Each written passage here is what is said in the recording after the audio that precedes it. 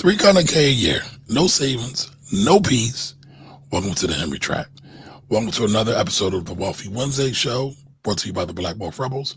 I'm Kamari. I'm here with Jimmy, aka David Ruffin. I'm Otis.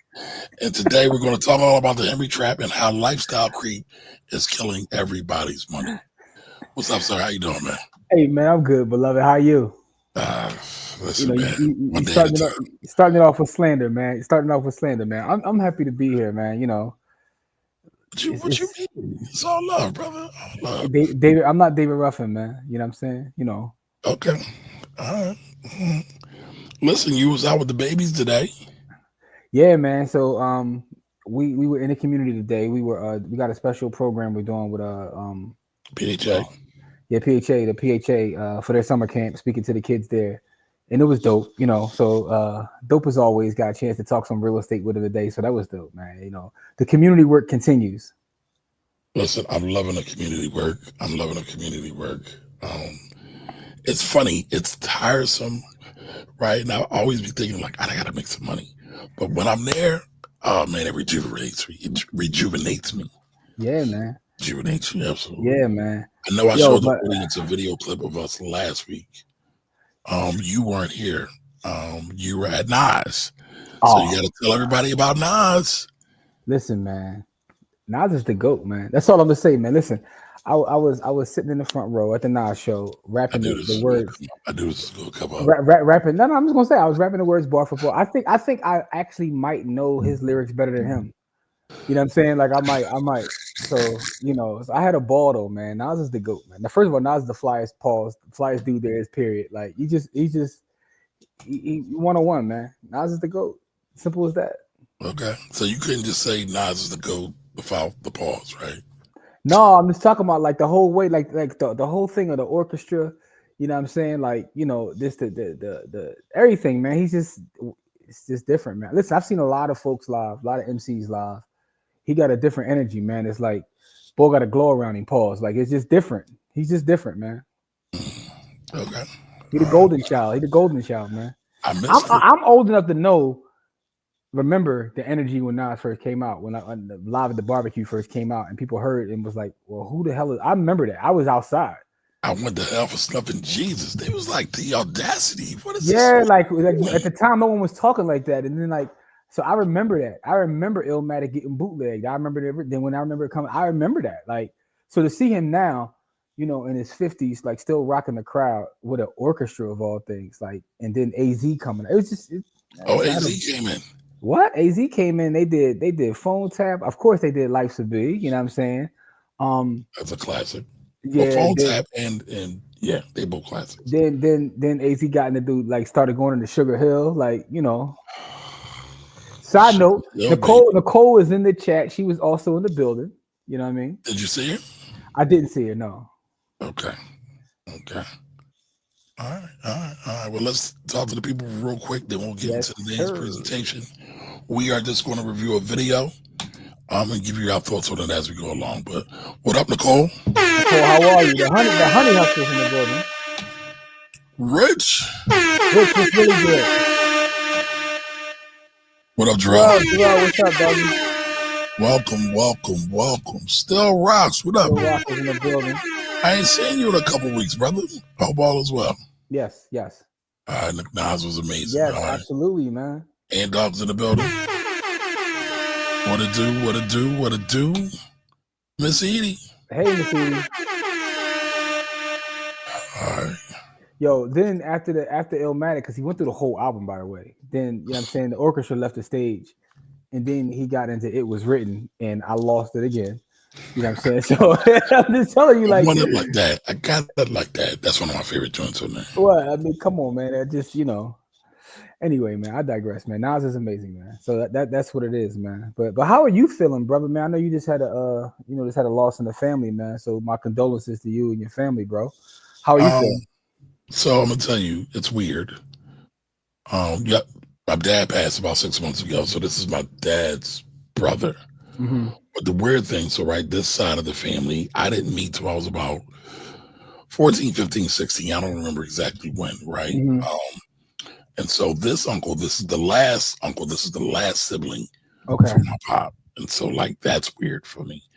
And then two, y'all and Corey was out today, so I'm jealous, right? Because I'm handling my pop stuff. Yeah. I'm doing landlord and cleaning up for my pop.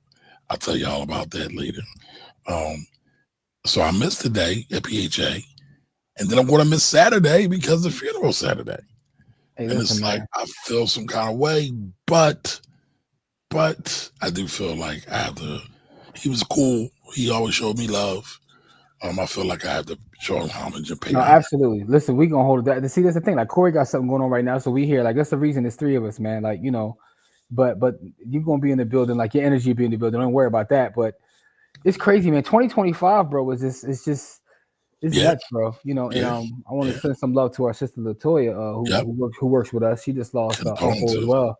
Yes, Yeah, she lost absolutely. uncle as well. And I'm like, it's just crazy, man. Tracy, I lost my mother-in-law. Like this whole year, and then you lost your father right before the end of 2024. It's like It's I'm like like, damn. yo, It's like yeah, pop, dog. pop, pop, pop, It's pop. It's like crazy. a It's Kendrick crazy. song, just getting smacked all alongside my head. It's crazy. Yeah, man. So but we'll hold it down. Saturday, bro. By the way, Saturday is going to be completely insane for me, bro. I Because you was get to talk about Bitcoin, your favorite thing. no. So we could talk about Bitcoin, but I'm talking about after that. We got invited to have a table at this BMF event, and when I say BMF, it's not Detroit. So it's a they're called Bible Ministries Fellowship. It's a church in Germantown. So they have this community event, and they want us to come, like talk about what we do in with the youth education. But I find it fun. So Kamari, it's funny because the name of the organization is Bible Ministries Fellowship, and that's been their name, and they've always went by BMF. But now it's just funny because now everybody in the world knows what BMF actually is. So So that's funny. I see where it is. It's right at the corner of Morton. But I yes, always thought like the Catholic Church, that was part of their stuff. they literally write it. Yeah, right on Chew and Morton, not Chew and Morton, So Shelton and Morton, yeah, Shelton and Morton. yeah. Yeah. Yeah, so we'll be there after camp. So camp is over probably like 12-1. So about 2 o'clock be in the building over there. With the good folks in the community. So that's another community thing we got. Okay. All right. Well, maybe I'll be able to get there. It's funny. My aunt lives right there. Oh, okay. And then how by the way, after that, we got something we got Saturday night too. Yeah, yeah. We outside. I'm about to show Jimmy a cultural experience he's never going to forget. Yeah, we going to a show on Saturday night where Kamari is telling me that I'm going to have one of the greatest musicians of our time according to Kamari. But we Listen, shall see. all We I'm shall going to see. say is when you see the Biggie or whatever tribute he does, it's going to be phenomenal. That's all I'm going to say. Okay, we shall see, man. All We right. shall see. That's Okay. and for those who don't know, he's talking about his favorite R&B artist, Eric Roberson. Right now. Right now. Right now, I'm not saying all time. Right now, he's your favorite. Well, you got to be clear because you might get me slandered out here. Well, who is your favorite all time then? Who's your favorite all time? So it's a toss up between Mike and Stevie, and I know some people would say Mike's not R&B, but I would say Mike's music, the foundation's always been black. But Mike was so ill. Like I was listening to like the lady of my life, and I was like, Mike was so ill that I feel like if Mike decided he wanted to like do R&B full time, he probably would have been the best at it. But he would every once in a while he would show you like I could do this better than y'all, but I'm gonna go do this other stuff. But if I wanted to, I'm still better than y'all. but I still feel his music was R&B. Now Yeah. I know Thriller. He was pissed that Off the Wall didn't get the love he felt it was supposed to get, and so he says, "I'm going to show you bastards. I'm going to show you all." All right, so all time you say Mike and Stevie, but your current, your I guess new school is Eric Roberson for you. Absolutely. Well, Eric Roberson, Raheem Devon, yeah. See, my all time would be Stevie. In terms of new, and I got why saying new too, because at this point, like Raheem Devon, Eric Roberson, the guys we talk about, they're not even new no more. But They're not. they're I get what you're saying. Modern, I get what you're Yeah. saying. So, but in that realm for me is PJ Morton.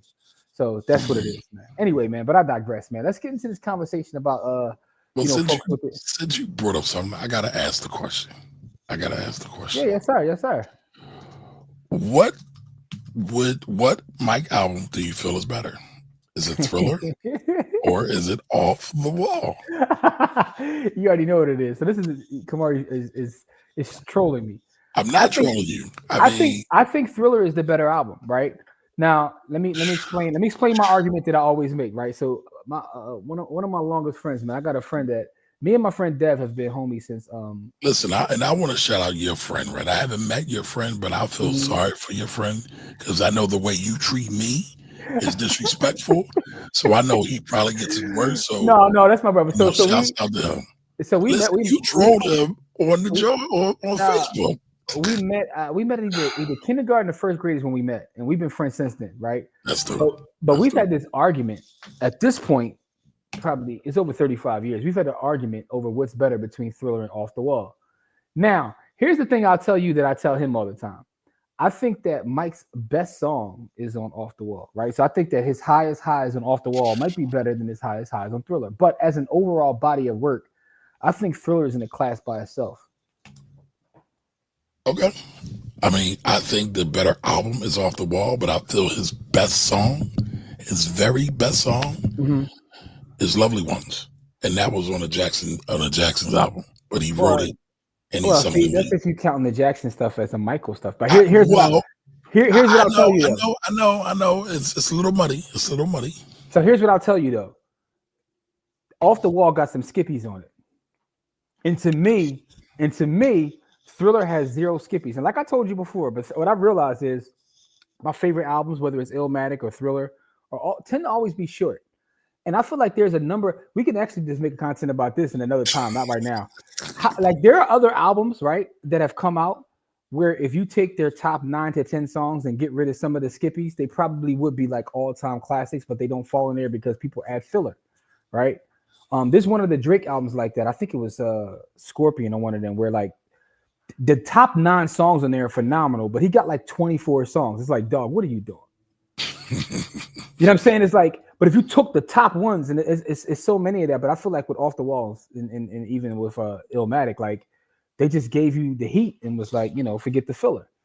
So I think that's the difference between Off the Wall and Thriller. There's a couple of joints on Off the Wall I listen to now, and it's like,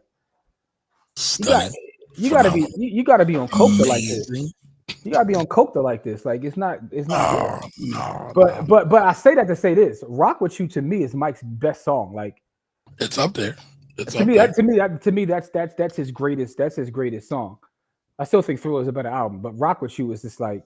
So I think Off the Wall is the better album because, and I judge this based on me, my subjectiveness. I want to know what y'all think. Also, throw it in the chat. Which album y'all think is better, Off the Wall or Thriller? I think it's Thriller. I think that. For me, it's Off the Wall. Sorry. For me, it's Off the Wall. I mean, if I want a road trip, I want to hear that Off the Wall. You got. I want to hear that Rock With You. Nah. Not really. You got skippies, dog. This is Falling in Love. Like that's like the one joint. You like Burn This Disco Out? No, okay. You don't. You don't like that. You don't like that. Just be honest. Listen, be honest. You don't like that song. Get on the floor. Again, that I know you said Rock With You, but Get on the Floor arguably is Mike's best joint. Don't Burn stop This Disco Out. If you like Burn This Disco Out, you also play with powder. That's the only thing I'm gonna say. You play with powder because only people that play with powder like Burn This Disco Out, yo. Listen, Working Day and Night, classic. That's fire. That's dumb fire. Right? That's dumb fire. She's Out of My Life. Dumb fire. Although Eddie Murphy has ruined that song for me, but I still like the song nonetheless. Oh, I don't think I've heard Eddie. Eddie did a version of that. Not a version. You didn't see it was part of his stand-up where he was imitating Mike and he was singing that song. He's talking about how Mike be crying. How Mike be crying when he sings the song. Yeah, that's a fact. Yeah, Eddie's the GOAT. But still. Nah, but I was gonna say, what do y'all think? Those are the people. Thriller or Off the Wall? Listen, let's add this out in the chat. I want to see if any of y'all like Burn This Disco Out. Because if so, we're gonna get you in some rehab because you want powder. Oh man, you hating. That's the last song of the album.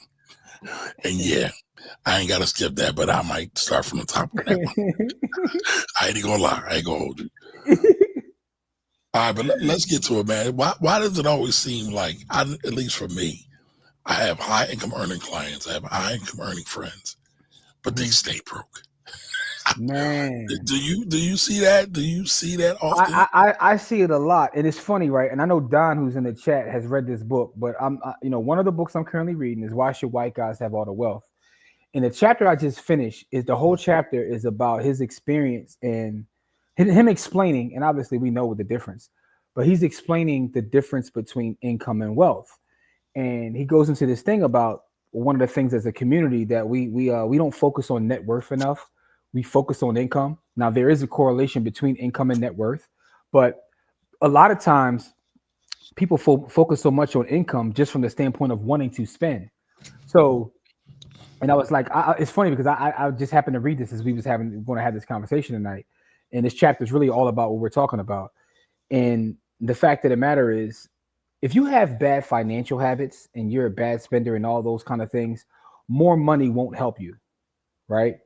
If you don't have discipline and don't understand how money works or how to value money, more money won't help you. More money actually might make things worse. Well, it's funny. I had a conversation with one of my OGs who, you actually know him. I won't say his name, and he said, he made a lot of money, came into a lot of money in the 80s, bought a whole bunch of real estate, sold a whole bunch of real estate, like dumb stupid.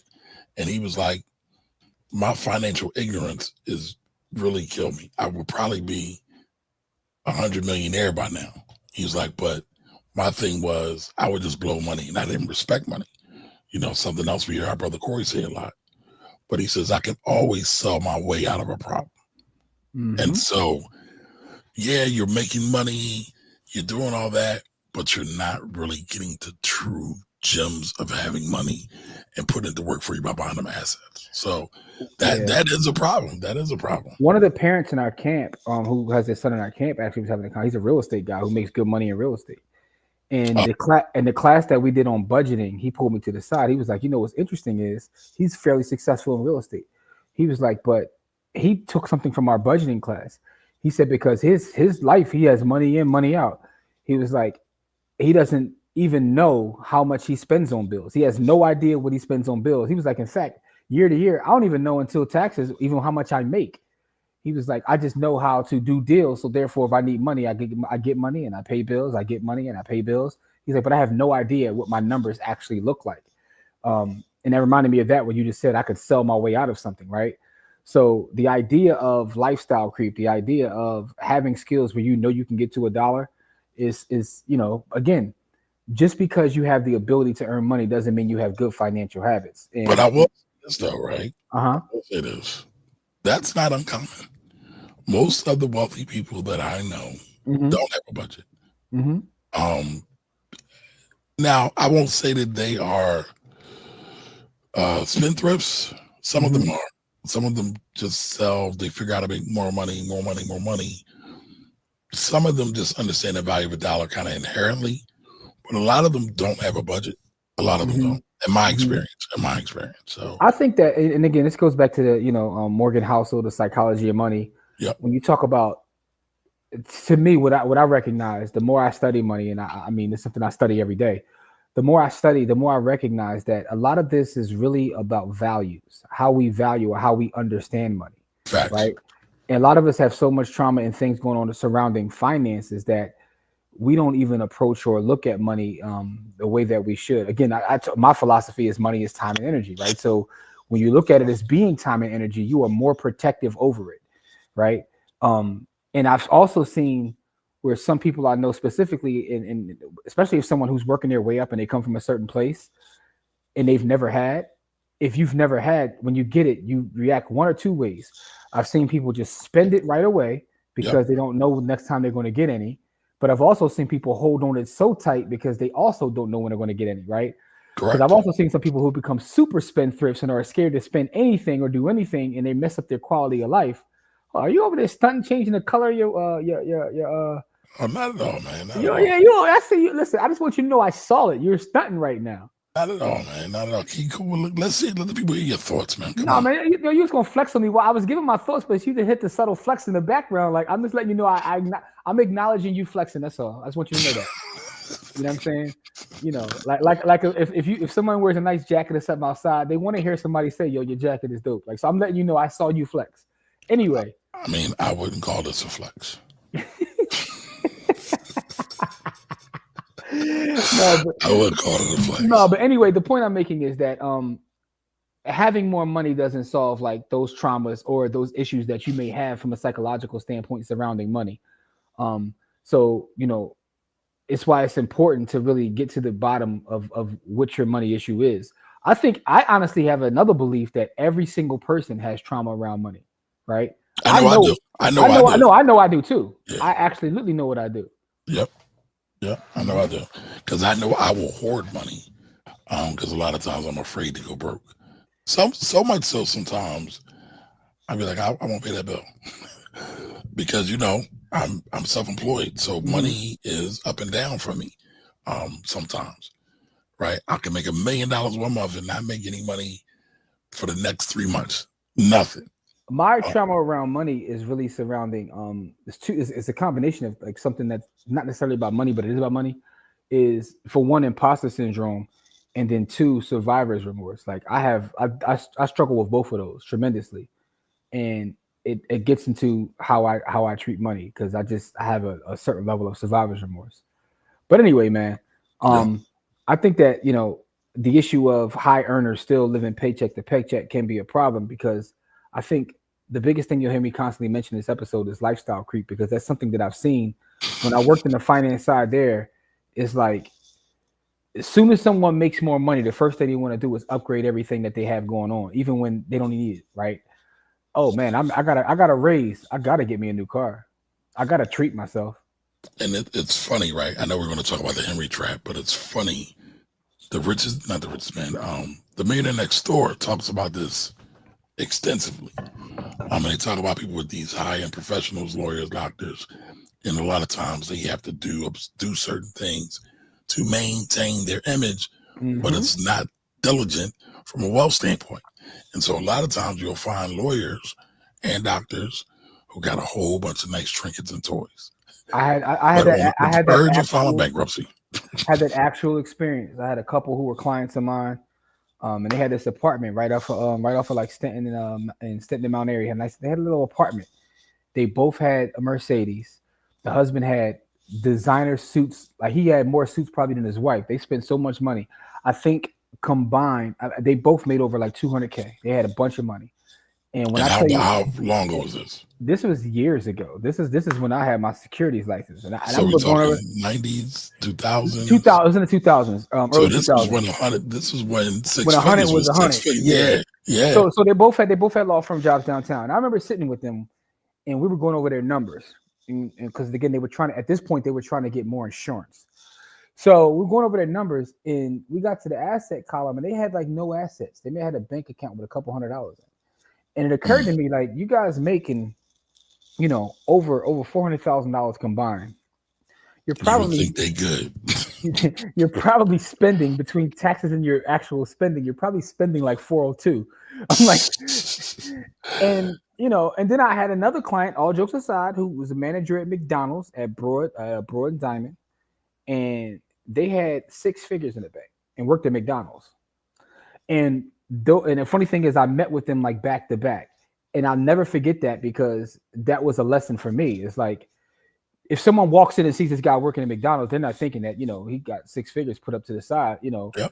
But if you see these attorneys who drive these fancy cars and these fancy suits, you're probably thinking they got all kinds of bread. You think they got a cheat code. But the fact is, I've seen their books, and what that showed me is that, you just can't judge a book by its cover, right? You're not. I don't get into the thing you see, on social media, it'd be like, rich people, they don't dress right now, because some rich people be flying, they be drawing too.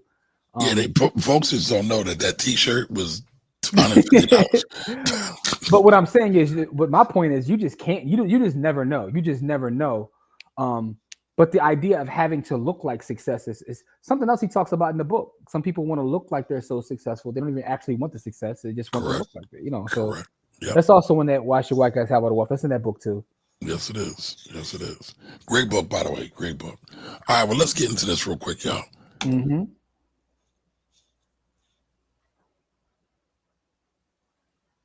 Uh-oh. I'm having technical difficulties. Damn it. Oh, All right, hold please. Hold please. not hold, please. Hold please. You sound like Saw. No, I was channeling the IRS because I'm always on the phone with them. But No. Saw be having me dying. I I know. call y'all back. Yeah, listen. Shout out to Sword. She's a PR marketing genius. No, shout out to Keisha. Yo, Keisha having a birthday party next week. I got invited to. Only thing is, she said you got to wear a Hawaiian outfit. I'm like, where the hell am I get that from? I said, where am I Hawaiian get that Sophie from? thing. Yeah, that joint looking like jazz. Come on, man. That's easy to get. Just go on Amazon. You can get whatever you need. Yeah, that's what everybody say. They say Jeff got it all. Whatever you need, get it from Jeff, man. Jeff got it for cheap, man. And it's funny. Speaking of Jeff, you know what? I'll say because you shared something with us. You saw that video? Yeah, and I think that's worth a discussion. That video that video was triggering to me. Because I had the opportunity. In fact, I was told by one of my mentors who taught me about the stock market to buy Amazon at $12 a share. He said, buy all this Amazon. It was $12 a share. And my exact response to him was, they sell books. I said once Barnes and Noble gets online, they'll be out of business. So why would I buy that? Because Barnes and Noble was in the Barnes and Noble play. They were not in the business. But that's one of my biggest regrets. I mean, but listen, I don't think you can get them all, but I get it. That's one of your sources of trauma. No, I will never forget that. It's like, damn, I could be retired by now. Listen, I will never forget that.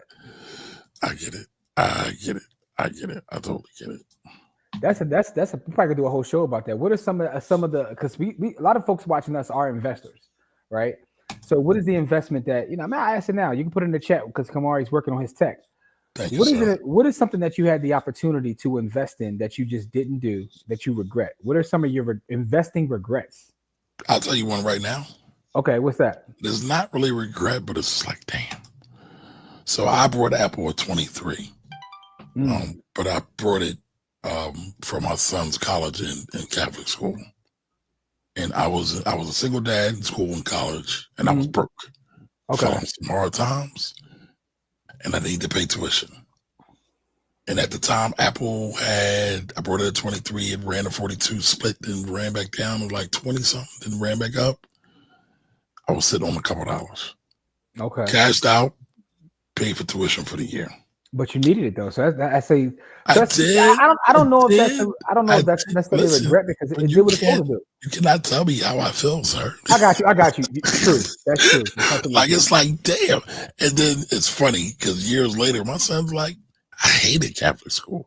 Here I am busting my ass, not buying no sneaks, not going out, not doing nothing. And he didn't even really appreciate it. Hey, listen, man. Hey, by the way, I want you to know that this time around, I noticed that you changed my name. I just want you to know I saw you change my name, bro. Okay, good. I mean, that's what you call yourself, though. You call yourself the talent. No, I don't. You don't call yourself the talent. Well, the talent, not David Ruffin, though. And actually, you call me the talent. I didn't say that. That's what you said. I got the video. No. I have it on. Okay. I got the footage. Listen. We got the files. You got it on footage because I said it. I acknowledge that you want to be called the talent. No, you said you literally announced Jimmy it. Is the talent. You said Jimmy is the talent. Listen, we be doing events and communities like, listen, we can get started. The talent's here. And he's laughing because he's going right. He's lying to y'all right now. No, but you call me the talent. Anyway, man. With that being said, though, in the chat, I'm for black folks being what they want to be. So respect. Go ahead. What's going on in the chat? Except for SWs, because you hate on the SWs. But actually, I don't. For those in the chat, what is your biggest regret? What is the biggest investment opportunity that may have been something that you missed out on that you had the opportunity to get? Whoa.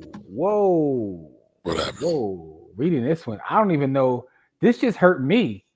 He cashed out on 500 Bitcoin. He was in a sports betting website before it was legal. He had $500 in there. In order to withdraw, I had to take Bitcoin. He took it and then converted. He had 500 Bitcoin, not $500. Come on, Shelby, 500. I don't believe that. I know Shelby. 500. Oh, we called him Cat. We called him Fat Joe. Shelby, let me hold a couple dollars, man. Let me hold a couple dollars. He called you Fat Joe. Listen, Fat Joe doesn't lie. He just embellishes a little bit. And he's been everywhere, never missed any events. Hold up. For Fat Joe to say that he robbed an entire gymnasium and he took so much stuff that they had to help the people he robbed, help them carry it out. Anyway, 500 Bitcoin today. What is Bitcoin currently trading at right this second? Let's see what 500 Bitcoin. I believe. 118,297. So say 118.3. It bounced? Yeah. So Shelby missed out on approximately $60 million. Damn show. Shelby, I think you got everybody beat. You definitely, you got me beat, bro. Pause. You definitely got me beat. And I'm not saying pause for that, sir. Come on, man. Keep it clean. I mean, hey, yo. Pause you too, Shelby. You need therapy, man.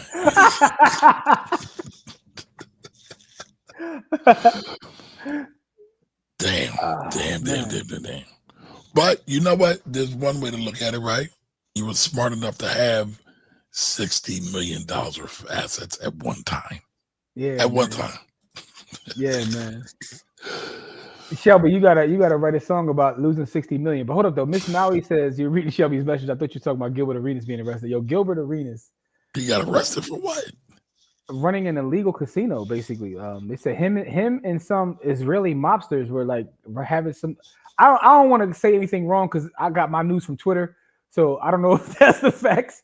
But him and some mobsters were running an illegal casino in like the Hollywood Hills, allegedly, something out there. So I don't know what's going on today. Like that sounds like an episode from BMF. Gilbert got arrested, and then Shannon Sharp got fired. I'm like, whoa, Shannon got fired? Yes. For what? ESPN said funds on hold. They kicked him out of there. Oh, wow. Wow. That's crazy. Yeah. That's crazy. Let's see. Oh, man. So hold up. So Rita says not buying $10,000 to $15,000 properties in Memphis back around 2008, 2010. I was saving $1,000 a month. I mean, yeah. I mean, listen, I feel that way about Philadelphia property in North Philly. I lived in a community. Property was going for $30,000. Now what are they looking at? 150, 200. Same property 15 years later. And I love them all. Shout out to North Philly. You love them crazily, and they love you back. That's why they stay with you. Listen, man. I love it. I didn't start investing until 2018. Didn't even know I could just buy stocks from a phone app. I wish I had known sooner. I'd be retired now. Hey, listen, but you did get started. Americans work to feel like a hamster wheel. Oops.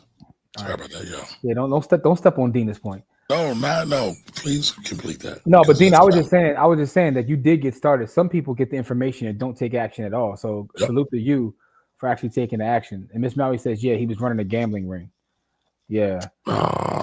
So Don says in 2008, the military cut me a bonus check for $80K and had an OG preaching to me about buying Apple Microsoft. I said OG is bugging and bought a CD.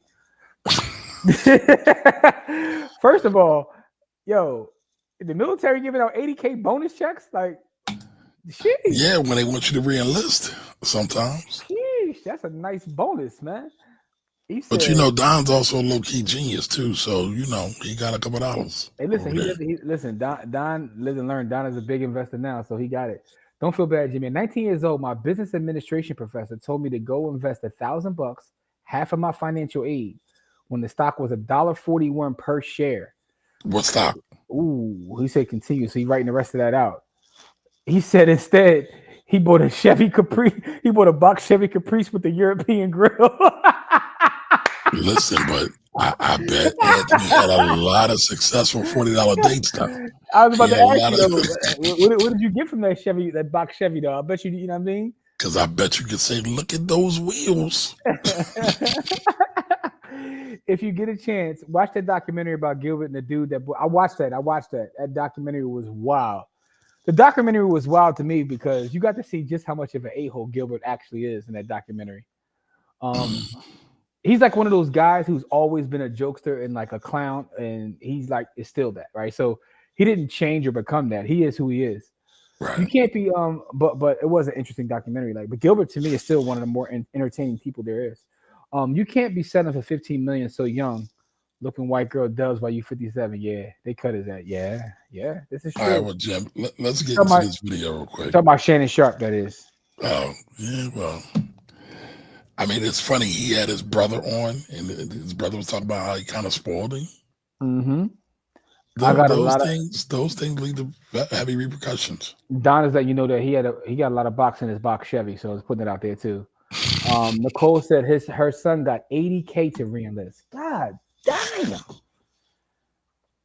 $80K is a nice bonus, especially when all your room and board is paid for. Tell him to invest it, Nicole. Tell him to invest it. But real quick, let's get into this video. So we won't be here all night. Work can feel like a hamster wheel. No matter how hard they run, it never feels like enough. Americans, on average, say they would need $520,000 a year to feel rich. And the more people earn, the more they say they need to feel comfortable. Americans making under $50,000 felt they needed $157,000 a year to feel comfortable. Those making $100,000 or more said they would need $246,000. So it seems like everybody wants 2.5 times or 3 times more than what they got. No matter what you got, you want more. You want more, exactly.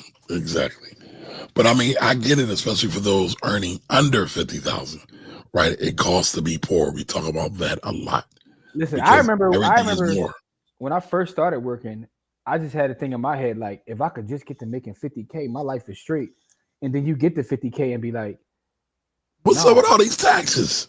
Yeah, like, no, I need to make 75, and you get to 75 and be like, no, this ain't it. So I what you're saying, you can see played out in your actual life. The more you make, the more you be like, no, I just need a little bit more. Yep, that's a fact. Now, do y'all feel like that in the chat? You need a little bit more? Or you cool with what you got? When I was in middle school, a song came out called Mo Money, Mo Problems. And I think that's... Shout out to Mace. Shout out to Puff. Shout out to Christopher Latour Wallace. I was getting to that. Scale. You still are dealing with a finite number every month. Your worries, your anxiety, your budget scales to that.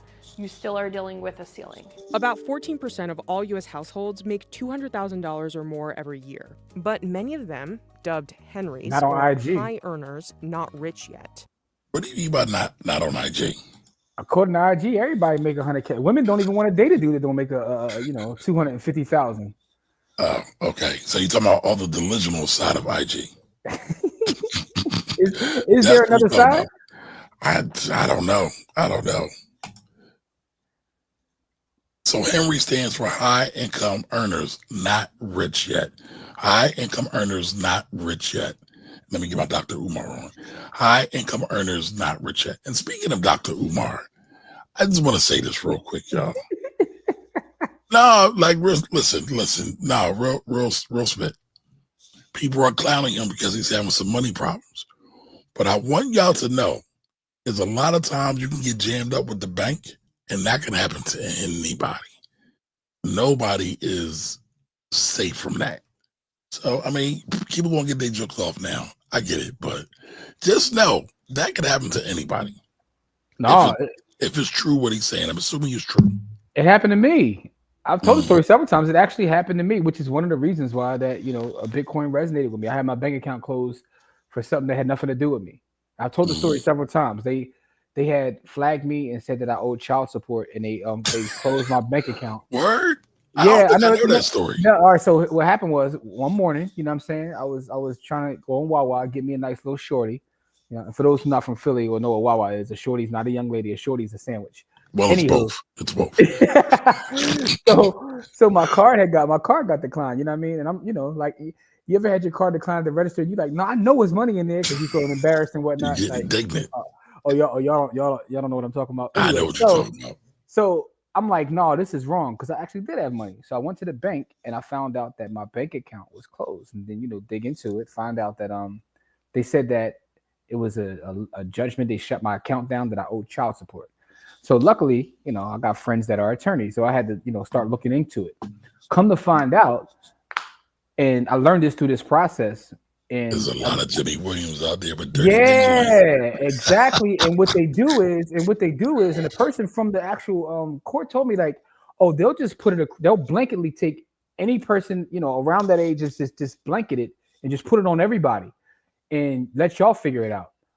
So, I got it all cleared up, but luckily I had resources, not even in terms of money, just in terms of connections. Like I knew some people that helped me, like, get to the bottom of it. But that scared me from that day. Like, yo, they could just shut me down whenever they feel like it. You know what I'm saying? And the craziest part about this story is the person they said that I owed child support for was actually older than me. I'm like, come on, dog. And what the lady told me that was interesting is they'll take, if your name is like Robert Smith, like Kamari Ellis, multiple, they'll just dump it on everybody. And some people get so scared they'll actually pay it, even though it has nothing to do with them. That's wild. So they play this wild game. But yeah, so that was the truth. That actually happened to me, and that let me know that at that day, like I need to have some money somewhere else. I know your thing is that's why Kamari loves cash, but it's the same logic. I need to have money outside of the system because if they wanted to shut your stuff down, they can shut your stuff down. Yeah. Yep. But all right, let's get back to this, y'all. Let's get back to this. Sorry. Still don't feel rich. 62% of people with salaries over $300,000 a year struggle with credit card debt. Earning doesn't actually make you feel rich, spending it does. If most people spent 99% of their paycheck, they'd feel quite rich. Now, I don't know about you, Jimmy, but just looking at my money account makes me feel rich. Spending money for me makes me feel poor. No, that was actually a bar though. Earning doesn't make you feel rich. Spending does. Ooh, what's that?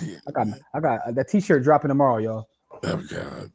It's the paradox here. When we're in accumulation mode, it's very difficult to feel rich. It can be pretty easy for someone to feel like I'm making really good money, but I don't have a lot of discretionary income. Earning more and feeling like you're still on a hamster wheel is what a lot of Henrys experience. And that's because they're not living within their means. They may have been living above their means when they weren't nearly making as much money, and now they're just continuing to add more and more and more. I earn $300,000 and I live in New York City. I definitely don't feel rich. I feel very lucky, I feel privileged, but I do not feel rich. I could not stop working right now. I have more money anxiety almost now than I ever did in my 20s. I am on a hamster wheel and there's no question about it.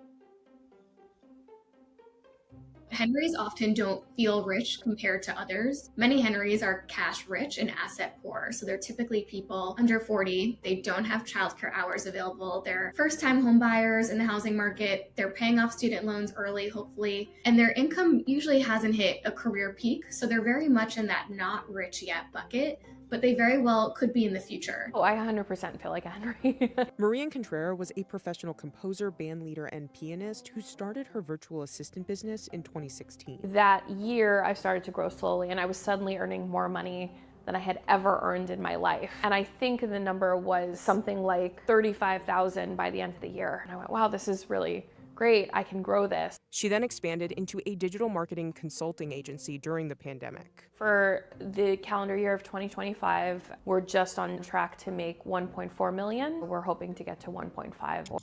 You talk about a big jump. Goddamn, 35,000 to 1.5 million. Must be good at what she do.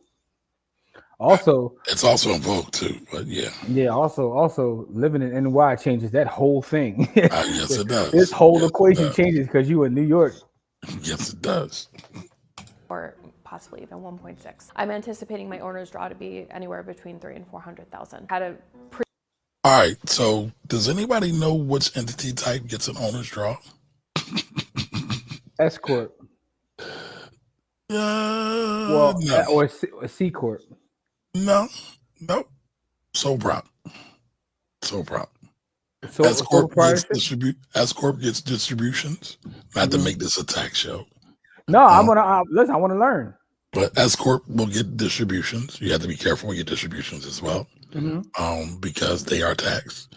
And that's why a lot of people say you should become an S corp, because you don't have to pay self-employment tax on your S corp, But what they don't realize is you still have to pay cash. You have to pay tax on your dividends, and the IRS will flag you if you are not paying enough in what's called reasonable compensation when you have an S corp. So it gets rough. All right, and so Jarrell asks, "What's an owner's draw?" An owner's draw is basically when you take money out of your business to pay your bills and to pay yourself. That's what an owner's draw is. Let me ask you a question, right? Because I have a number of businesses, but most of mine are in LLCs. Yep. I mean, you always criticize me. You'd be like, "Yo, you got too many LLCs." Like, as my tax guy Kamari tells me to shut some of them down. But let me ask you this question: why did the LLC become as popular as it is? I understand what it's for. It's a limited liability corporation, but somehow, like through the age of social media and all this these quote unquote financial influencers, why did the LLC become the vehicle that everyone talks about or markets? What is it about that specific entity that makes it so popular? Well, it's relatively new. Before you had corporations, you had partnerships, you had sole props, and then you had the LLC that came along. It's kind of the hybrid of the two where you can kind of protect your assets. And I'm talking about single member LLCs, by the way, too. You can protect your assets if you have any assets, and still have some of that flexibility like an individual. And a lot of people like that. But a lot of people also buy the hype. Most people waste money on their LLCs. People hate it when I say that. My attorney friends hate it when I say that. But the reason why I'll say that, I'll share this with you guys, is that most people don't run their LLCs right. When you commingle your funds, meaning when you mix your personal money with your business money, you do what's called pierce the corporate veil, meaning that you're not running your corporation right or your organization right. And so if an attorney wants to go after your organization and get after your personal assets, they can do that because you have not been running it right. Your business money should be in your business account. Your personal money should be in your personal account. If you are an owner, operator of the corporation, you're supposed to either get a salary or take owner's draw. You should not commingle it. I see people with their LLCs and they buy Cialis with their LLCs. True story. It's amazing what you find out when you go. That was so. I know that's a true story because that was mad specific. So that has to be a true story because it was too specific. But to Erica's point that she says in the chat, we got LLC Twitter. Like, you know what I'm saying? Like, we don't have S Corp or C Corp Twitter. Like, we got LLC Twitter. No, we got S Corp Twitter too. Like, and now we're starting to get Trust Twitter now too. Or Trust is. I call them Trust. The Trust hustlers are out there heavy. Yeah. And again, the other thing people don't realize is that having an LLC can be a burden. When you start an LLC in California, you got to pay $900, 900 fazos. Why would you even start an LLC in California, though? Because it's a thing to do, right? Because it's fun. It's sexy. Just do what everybody else does and get you a Delaware or Nevada joint. Yeah, well, most people don't need that either. And that's actually doing too much as well. Or what's the other one? Wyoming, Nevada. I got people talking about going to the Cayman Islands. Everybody wants to do this stuff. What's the new term? Own nothing and control everything. Again, it sounds great. But if you ain't got no money to pay the people to draft your documents, and then you bitch out when they send you a bill for $5-10 grand, maybe you out of your league. And that's okay. Like Meek Mill said, it's levels to this. I'll be laughing when people be having like $254 to their name, and they be like, they be telling me like, "No, Jim, but what would the Rockefellers do?" And I'm like, "Why do you care what the Rockefellers would do? You ain't got no bread." Listen, the Rockefellers would break the law. People don't realize just how much the Rockefellers were crooks, but that's a whole other thing. But yeah, going back to California, right? So if you start an LLC in California, also in places like Maryland, New York, Massachusetts, at California is $900 minimum. If you don't make a dime, you still got to pay them $900 to have an LLC. And most times you don't need an LLC. Now, there are some times, especially when you're working B2B, corporation to corporation or company to company, where you might need an LLC because the corporation wants to work with other corporations. And that's what they want to pay because they want to restrict their liability. But for the most part, you don't need an LLC. An LLC, when you have an LLC, it does nothing for your taxes. Absolutely nothing. You know, what else is interesting too, right? Because I read a lot of business biographies. And one of the things I realized about business biographies is how backwards a lot of us are. Most of these successful, huge corporations, if you go read their story, they didn't have the LLC or the trust and all these things. No. They focused solely on building a good business, right? Yep. Building a good business. In fact, I remember reading the story about Google. When they got their first investor, they had to make it out to Google. They didn't have an LLC. They didn't own the name. They couldn't even cash the check because there was no entity, right? They were so focused on building it. They knew the name they wanted that they said, let's make it out to Google. There was no Google, right? That's just one example, but there's several examples of that. And a lot of times we try to do all the fancy stuff first, as opposed to actually building your business where you actually have something to protect. We go out and spend thousands of dollars on business cards and like, office stationery, and we go get the office. What is your business? You don't even have a business, but you get your business funding without having a business. And, it's just backwards. Actually build some sort of service or sell a good that people want to buy from you so you can have a sustainable business. I mean, listen, I got a friend of mine, really good friend of mine. He's thinking about starting a company that's around podcasting, and he's got a partner. And so he called and asked me what I thought, because he knows I pod and do all the stuff. I was like, have you ever done a podcast before? Have you ever done any kind of broadcast before? No, I haven't. What about your partner? Have they potted before? What do they do? No, but we think it's a good idea. So we want to start the mission statement. We want to get the bylaws. And I'm not making this shit up, man. Like, no, I know you're not, because listen, I've had a conversation like that. But I'm just laughing at this, going to the mission statement. Like, y'all ain't never pod yet, but you got a mission statement. And I said, listen, so I'm going to give you a piece of advice that I don't think you're going to follow. Y'all should try to pod first. Because one, you got to have chemistry when you pod. By the way, shout out to Erica, who's in the room. She's the queen of podding, right? Me and Jimmy, we've all done stuff with Erica, and she's dope. She's super dope. No, Erica's a legend. And she gets to the bag.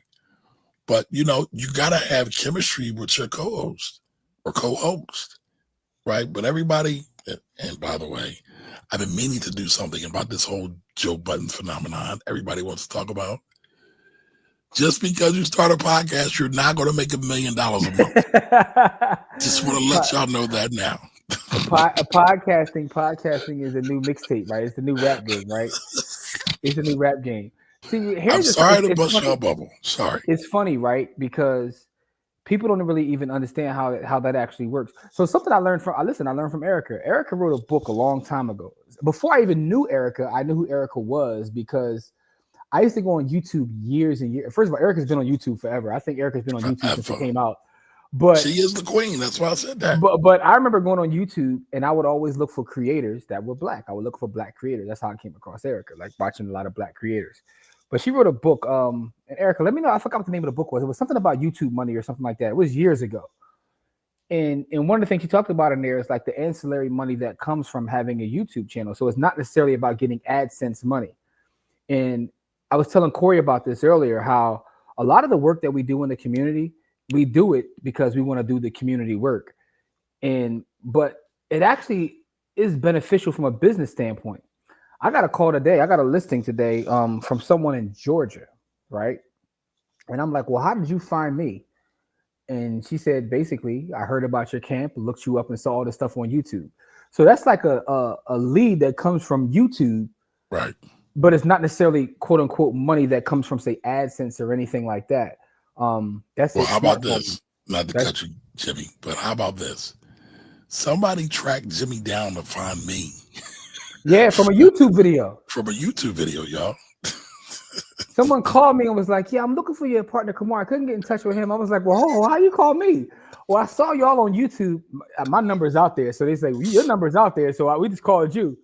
Yeah. No. So I say all that to say YouTube is powerful, but it's not about necessarily making it 20 million directly from podding, but it does give you ancillary stuff. But that is Erica's book. Erica's book is dope, called Smartphone Money. She was on this years ago, by the way. She was on this years ago. So, but I'm I'm afraid that everybody sees the Joe Budden's article. What was the New York Times? Dope article, by the way, shout out to him. But everybody's like, yeah, I want to make $1 million. It was $1 million a year, $100,000 a year, whatever it is. Mm-hmm. And I'm going to do that just by potting. Not that Joe already had a track record and a marketing machine behind him for years and years and years. And he had done other broadcasting on Hot 97, right? So, matter of fact, when I met Joe Buttons, I met him at radio here in Philly, right? Because he was doing the rounds at one point, because you could kind of tell his rap career was fading and he didn't want to do that. But he did that for a long time and didn't really make no money. Remember when? See, that's the part though. People want to skip that part. People Right. don't want to go through not making any money. It's funny when you talk to kids these days and you start to talk about internships. The way they look at internships is I mean, we had the conversation on the show before because a lot of folks in our audience said they would never take an unpaid internship. But a fact of the matter is, the saying is, it takes 10 years to be an overnight success. Yep. Facts. You know, But now you got Cosmonaut and you got other cats like Neo, and yeah, Neo's out here wilding, being racist, but listen, everybody thinks it's easy. Kyson not put in years. You go back and look at videos of him. He's been trying for years. He's not an overnight. That's the thing, though. People. Marcus Brownlee. Yep. Listen, he's another one I found on YouTube 15 years ago. Probably doing golf videos. Listen, man. Not even doing golf videos. But that's why I still enjoy seeing his videos today, because I remember where he started, right? You know, my favorite creatives on YouTube are all black folks, by the way. Shout to Flossie Carter. That's my favorite YouTuber. That's my guy. I love Flossie Carter. That's my favorite YouTuber. Flossie Carter. Who else is on YouTube? It's a lot of black creators on YouTube. Obviously, Erica is super dope. Diamond Dave is my bro. I love a lot of folks on YouTube, man. Yeah, you got a lot. I mean, it's a lot of good ones. Diamond Dave, you, I'm gonna say myself, JT with Paco Watson with JT. Yeah, he's y'all talk about slandering Umar. Oh, he slandered Umar heavy. Yeah, he got back in his bag. He started clapping at folks again. He chilled for a little bit, then he just got back in his bag. Somebody pissed him off. I get it. But look, let's get back to this video. Pretty successful career as a musician through most of my 20s. The thing they don't tell you about having a career as a musician in music school is that you can be playing Carnegie Hall, which I was, and I was making $15,000 a year. And I didn't realize how much freedom money affords you. Now that I see the kind of freedom that somebody who earns what I do or even more has, that's my goal. That is absolutely what gets me out of bed in the morning. A lot of the high earners, not rich yet, they're first generation wealth. So they still take their wealth into perspective. That really means they're broke. They're not rich their yet. Family members or others in their community, and they realize how well they're doing. So they don't take it for granted. But I think what makes them feel not rich is we were told once you make six figures, all of your problems will go away. You'll just have so much excess. That was cap. That was always cap. Super cap. And I think we know that narrative is not true anymore. I would have thought back then that the amount of money that I have in the bank right now, I would be rich. I would have just thought, oh yeah, she's made it, and I don't feel that way. I know that I am on a hamster wheel with my business. I actually really love the hamster wheel. I love what I do, but I also realize that I can't stop. So Henrys often don't feel rich compared to others. They work very hard for their money, but they also spend a lot more than the average person. In a lot of ways, Henrys may be victims of their zip codes. $100,000 in LA is definitely very different than $100,000 in Iowa. Someone makes $200,000 a year in LA. They're going to probably take home $140-ish. Rent for a one bedroom is going to be at least $3,000. Their car payment's going to be $700. Car insurance is going to be maybe $200 a month. Gas is going to be $200 a month. If you were to annualize that, that's $50,000 right there. The remainder is for all the other things. We haven't eaten yet. We haven't purchased groceries. We haven't paid for subscriptions to Amazon and Netflix. We haven't gone on vacation yet. We haven't purchased clothes yet. It can whittle away your discretionary income if you're living in an area that has a high cost of living. When my business started to grow, one of the first things that I started spending more money on right away was food because I don't have time to cook. I had more money than time, and so I started eating Grubhub 3 meals a day most days. After that, Now that's expensive. Yeah, Because the upcharge and the delivery fee, oh man. boy. This better get a Cook Unity, man. Wait a minute, what's Cook Unity? Oh man, you lucky I ain't got my affiliate code, man. Something that Courtney put me down with, man. It's Oh, absolutely you did tell me phenomenal. about that. You did tell me Yeah, about that. shout out to Courtney, man. Okay. that it became rent because I hit $1 million a year in revenue, and I said, that's it, I'm moving to Manhattan. And so my rent doubled, and I suddenly was paying $4,000 in rent. What is very worth it to me is to live where I want to live. I was proud that I could live here. For about a year, I would walk outside my apartment and just like look around and just be like, oh my gosh, here I am. So that was lifestyle creep for me. Lifestyle creep is the common phenomenon of spending a little more money as you earn more. It can happen to anyone at any income. Lifestyle creep. So I feel that needs a recap, right? Lifestyle creep, because that's something I've seen people suffer from way too much. And pay for subscriptions TLC to told you about Amazon this. and Netflix. We haven't gone on vacation yet. We haven't purchased clothes yet. It can whittle away your discretionary income if you're living in an area that has a high cost of living. When my business started to grow, one of the first things that I started spending more money on right away was food because I don't have time to cook. I had more Lifestyle money creep. than time, and so I started eating Grubhub 3 meals a day most days. After that, it became rent because I hit $1 million a year in revenue, and I said, that's it, I'm moving to Manhattan. And so my rent doubled, and I suddenly was paying $4,000 in rent. What is very worth it to me is to live where I want to live. I was proud that I could live here. For about a year, I would walk outside my apartment and just like look around and just be like, oh my gosh, here I am. So that was lifestyle creep for me. Lifestyle creep is the common phenomenon of spending a little more money as you earn more. It can happen to anyone at any income. Lifestyle creep. Now, Jimmy, I want to ask you a question. Mm-hmm. If you're making $1 million a year in your business, Yes. would you move to Manhattan No. I and like double your rent? see, so this video is interesting because a lot of the video makes sense, and I understand what they're saying, what they're trying to say, but she's like, her case is wild. And I will say this, right? I will say this. Sometimes people get into these situations because of the location and they get access to certain things. LA.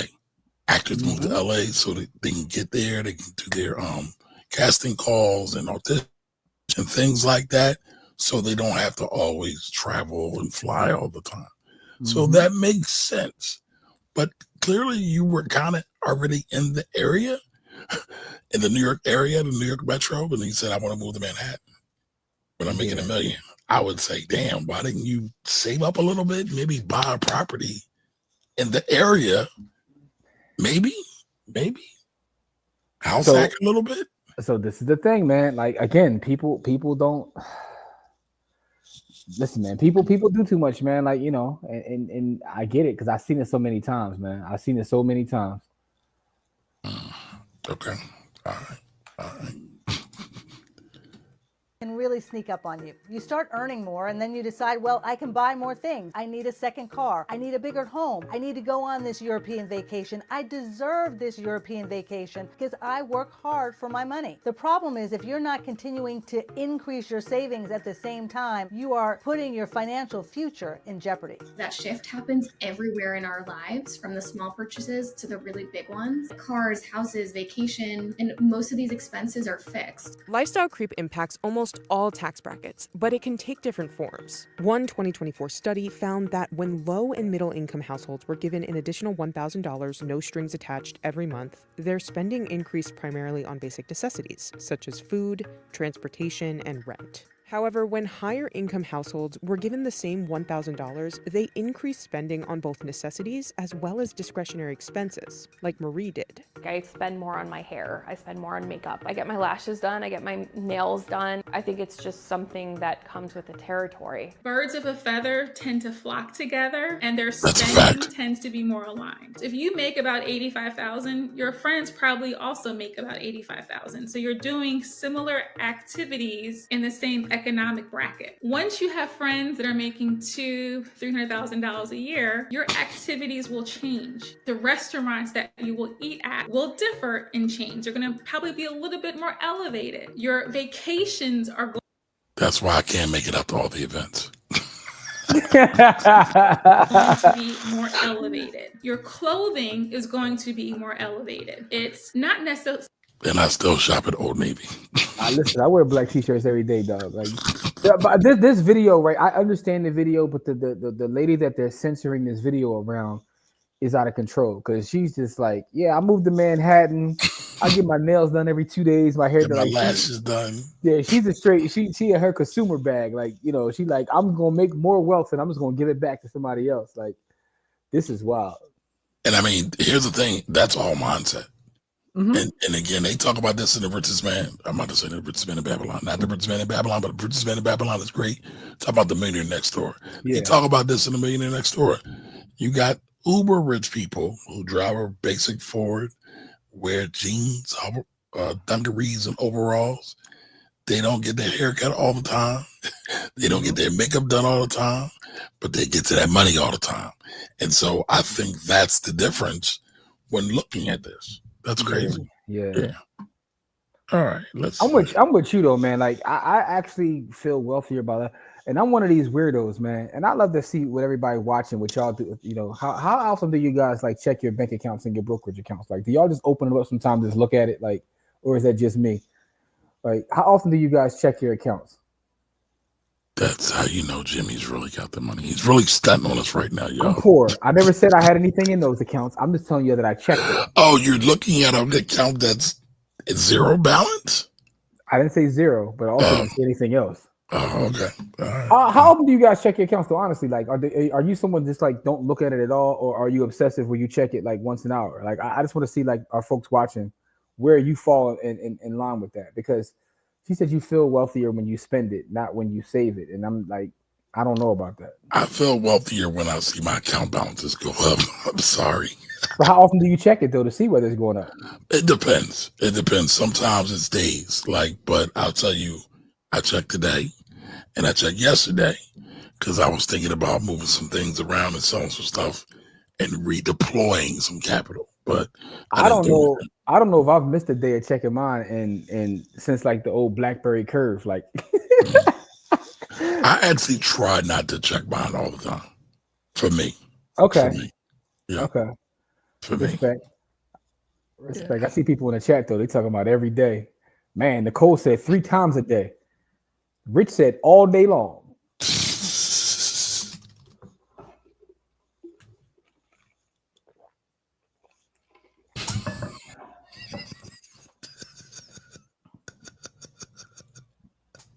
You didn't see what I did. I see what you did now. Necessarily spending irresponsibly, but they're spending aligned with their friend group and their community. That's why a lot of them oftentimes don't feel rich, because they're spending along with their friends. Emotions are tied so tightly to what we do with our money. It happens to everyone. You get a raise, you're feeling great, you deserve to go out to dinner. In fact, you deserve to book that cruise. But the reality is that money was supposed to be earmarked for a bump up in your retirement savings, or money that you were going to put toward your child's education, or maybe you don't have an emergency fund, or at least not an adequate one, and the money should have gone there. When we allow ourselves to let our emotions overtake what we're doing with our money, we lose sight sometimes of what our goals are and how we have planned to meet them. Henry, I think that's problematic on so many ways. Number one, I mean, we've talked about this before, Jimmy. People that say, I deserve to go out, I deserve to spend money, I deserve to do these things. But one, they never check back and see, well, I got all this credit card debt. Maybe I should pay this down. Or maybe I'm behind on my retirement. Or I got this big bill coming up, my tax bill. Your favorite job. I work hard. Hard. Yeah. And I think that's crazy. I think that's absolutely crazy. And people don't realize they're robbing their future selves. But, man, you know. That's it. Baby, I deserve. Yeah. How about that? That's a great song, by the way. That's a wild song. You listen to the lyrics of that song is wild in retrospect. I deserve for you to go out and find another. Yeah, he's wilding. I'm sorry. But it's also talking about while he's so reckless and he deserves what he gets. Yeah, but he don't. No one deserves that though, dog. Well, all right, we'll come back and talk about that later. We'll sometimes look to the mega millionaires or the billionaires and wish that they had more, but it's really just that upwards comparison. Celebrity worship, looking up to the mega millionaires. Celebrity worships, keeping up with the Joneses. But in for more that keeps them stuck. More will never be enough at a certain point, and you have to decide what you have is ultimately enough and start appreciating all that you do have instead of fixating on all that you don't. Experts say the best way for Henrys to start She to was feel right. rich and to get off the hamster wheel is by budgeting and planning for the future.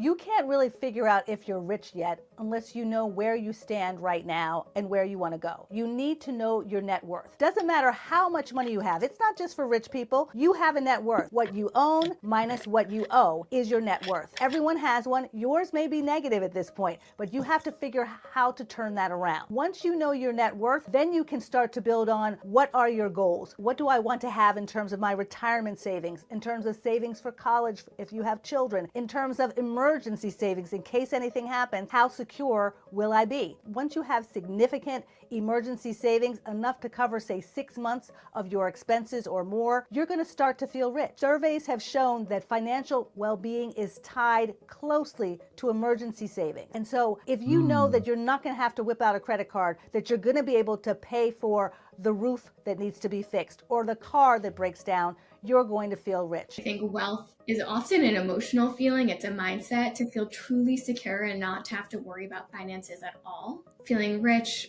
it can feel much more about the bottom line and the dollar amount. So one is more about the tangible number in your bank account, and the other more is a feeling. Most people aspire to reach a level of wealth where they don't have to stress or worry about their finances or even about the future generations, to know that there's a cushion there. One of the things I focus on with my clients is a budget should be a representation of your values. The issue is you can't value everything. You have to prioritize it. And when people see the hard numbers of what they're spending on a monthly or annualized basis, and they see, oh my gosh, I'm spending $5,000 a year eating out, I will ask the question, are you enjoying those meals at $5,000? Is it bringing you that much excitement and that much joy? And most people will say, no, Camila, it's not. The food is okay. I'm doing it to be social. Well, we'll talk about other ways that you can be social without spending $5,000 a year eating out. You can't buy clothes.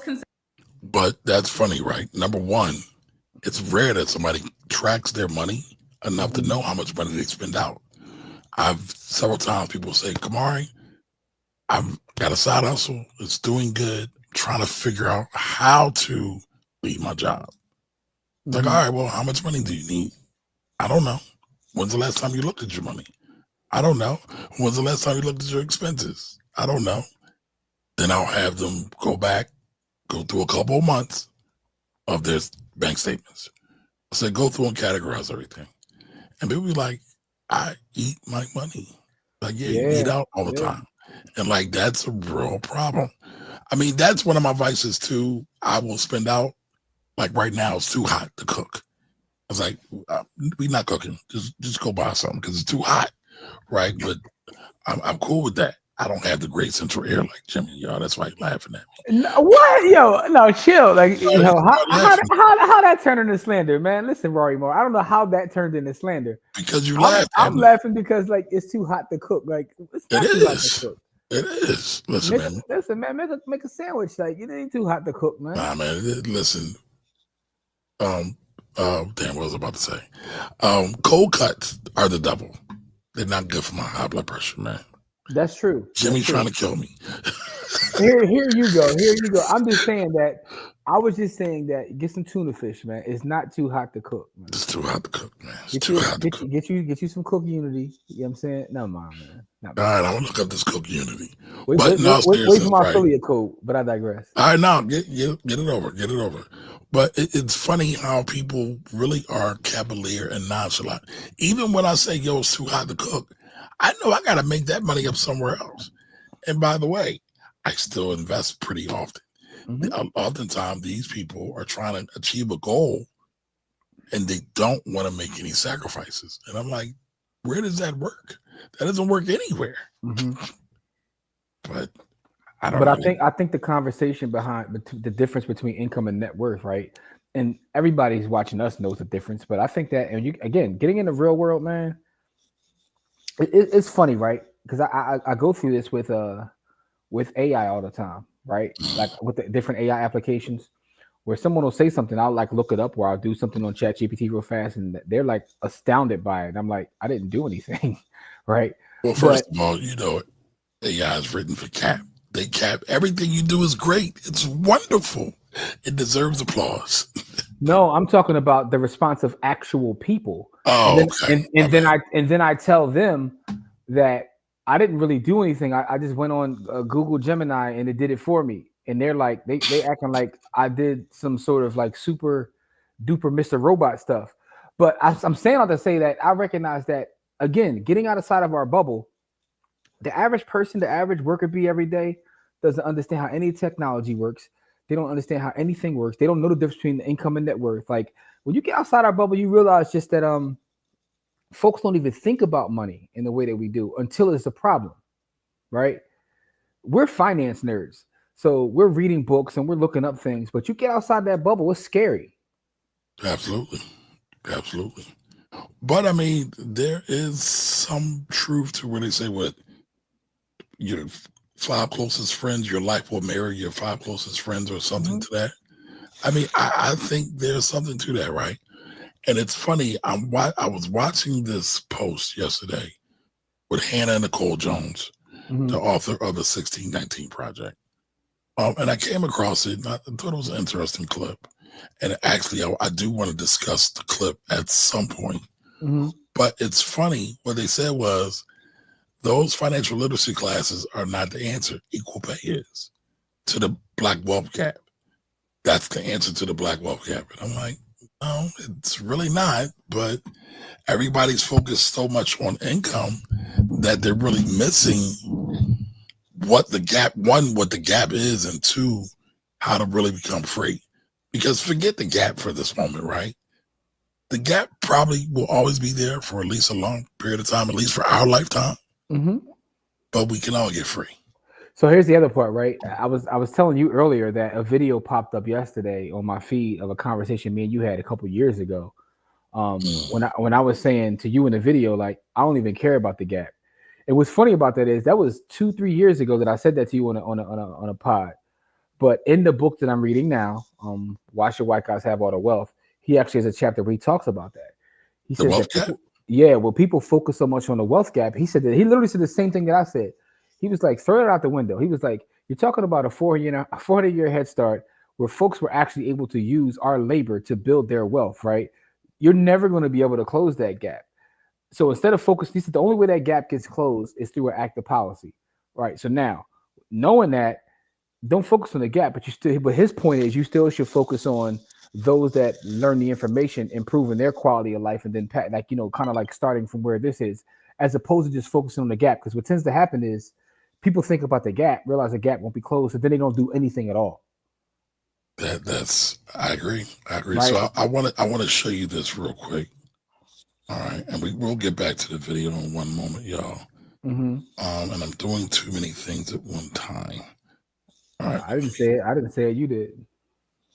Okay, listen, I like to be honest. By the way, I just want to tell you that I'm fighting back. You haven't noticed over the last like 15 minutes what I did to. I saw what you did. Okay, I was making sure. Yeah, I'm just making sure you recognize. I was making sure you recognize. It's equal opportunity slander over here, baby. I'm just fighting. I'm just fighting back, man. Listen, man. You was trying to bully me. Nah, I'm not trying to bully you. I just want to tell the truth, honestly. All right. Because you do say you're the talent. So you say it. All right. So here's the clip. And this is from Honest Collective. Those financial literacy classes are not the answer. And it's funny. I do agree with that to a certain degree. Equal pay is, but it's really not. But then here's my bro. Ray Wall is my bro. He started a company called Got Laundry years and years ago. So he says, so I'm going to ask the dumb questions.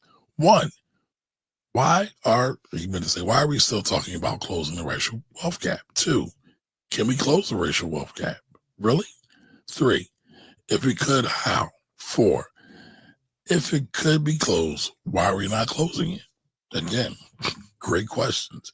Well, I don't think anybody's really ready to have that conversation. I don't think anybody's really ready to have that conversation. But racial wealth gap it is. It's still here. It's still a thing. I think it's going to be a thing. But I think freedom's the answer, y'all. I think freedom's the answer. You saying financial freedom's your only hope? There you go. Hold 444. But let's get back to this. Travel consistently, eat out consistently. You have to pick maybe one or two things where you're going to focus your discretionary spending and then take that extra and reroute that to savings so you can start feeling rich. Spending gives us immediate dopamine fix, and seeing wealth in an account with numbers and commas often can be far more satisfying, though we don't realize it in the moment. It's almost like the difference between an exciting, yet very toxic relationship versus a secure and stable long-term partner. I think the feeling of safety and the feeling that you can weather this long-term financial storm is far more satisfying, and we have to train ourselves to value that safety over the quick fix of a fancy car or a shiny new watch. My advice for somebody who's on the hamster wheel is understanding the trade-off. I could get off the hamster wheel at any time, and I know that. And I know that my circumstances may change. For right now, this is the answer for me. My advice to somebody who's feeling that anxiety is understand that this is a choice. There are trade-offs. What I have learned is that I have been very burnt out and exhausted as a person who doesn't earn a lot of money. And I have been burned out and exhausted as a person who does earn a lot of money. And I would take being a person who's burned out and exhausted and has money any day of the week. I would rather do that than be burned out and tired and also worrying about my bills. What do you think about that last statement, Jimmy? I understand what she's saying. She said basically she's like, either way, I'm gonna be burnt out and tired. Let me be burnt out and tired with 3 Grubhubs a day. So either way, I'm gonna be burnt out and tired. But let me be burnt out and tired, like, you know, getting my hair done every week. You know, I get what she's saying. I still think that a lot of her problems are her, but I get what she was saying. I mean, I'm really baffled that they didn't mention geo arbitrage in some kind of way. So you're living in Manhattan, cool. Your $1 million a year revenue is not based off you being in Manhattan.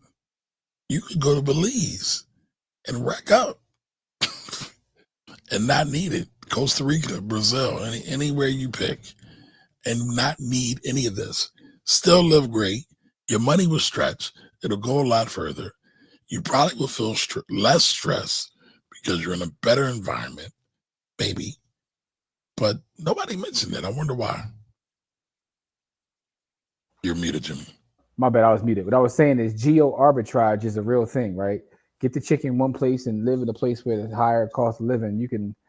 That's a lot of those cats that was getting all the bread in New York was moving to Atlanta for that reason. For that reason. Find a quiet town and tie it down. That's always been an answer. You know, that's always been an answer. But I mean, what would you do in that situation? I would first of all, you got listen, there's two ways to fix things, right? Either make more money or stop spending, right? In the words of Malik Carter, man, yo, stop buying shit. So you got to stop buying shit, and then you gotta put some of your bread up, man. To something you said earlier, like you got to take care of your future self. No one else is going to take care of you, so you got to take care of your future self. I would agree. I would agree. You know, I would agree. But all right, so y'all tell us in the chat. Did y'all agree with that? Do you think lady was crazy? Like, should you just keep working? Because that was the one thing I had with that. It's like just work. I'm gonna work when I'm poor. I'm gonna work when I'm rich. The one thing that's in common is I'm going to work. I'm not going to think of ways to use my brain to maybe not work as much. Yeah. Right. Work smart, not hard. But that's not what she wanted to do. All right, here I got something I want to share with you real fast, Kamari. Okay. I want to share this video with you real fast. Okay. Where we at? Let's see. This is a video real fast. This is one quick part. But no, this is phenomenal. He's the talent. Hold on. I got you. There you go. All right, so that's all. No, let's do it again. Oh, you didn't hear that? It's not for me. I want everybody because you didn't have it on the screen the whole time. Oh, you didn't see it? All right, hold on one second. No, not me. The people. Okay, now I was going to play. Let's go. I got you. I was just sharing with you that, this is what you say. But no, this is phenomenal. He's the talent, y'all. He's the talent. You heard him say that, right? I'm the talent. There you go. Somebody's mad gaslighting right now, but it's okay. It's okay. You said that on camera. Right. I said it because you said it, but it's fine. Don't worry. On camera, you said that. I got clips for days, baby. Don't worry. Don't worry. Don't worry. All right, but there's a lot of comments, y'all. So we're gonna get to them. But I ain't ate either, so I need some vittles. So let's get to the comments and get out of here, man. Let's see what everybody said. You gotta go way back, man, because because folks was dropping bars in there, man. Yeah, y'all was getting busy. Even back to when I asked about off the wall versus Thriller. Jeez. Thriller is definitely no skips. Oh my God, off the wall, man. No, but wait. What she said? One of my favorite songs is Off the Wall, though, right? Off the Wall is fire. Oh, Preem, what we doing, baby? Thriller straight through. Off the Wall has skippies. But Champ says Off the Wall. That's what he picked. No one likes Burn This Disco Out. I'm sorry. But listen, they like that body of work. Yeah. You can't judge a body of work by one song. It's like crazy. you can't judge a portfolio by one stock or one trade. I can't when it comes to Kathy Woods. Nah, I can't. Never mind. I like Kathy, by the way. I'm joking. Okay. I mean, I know you are. All right. So Kyle Ottings, aka Preem, y'all gonna hear me call him Preem. All right. Even black high earners have jobs. That is true. Even Warren Buffett is an employee, but I don't know if folks want to talk about that. All right. That's all we know. Dance for dollars. Damn. That's true. That he ain't lying. Are you saying all us blacks got a sports and entertainment in my arraignment?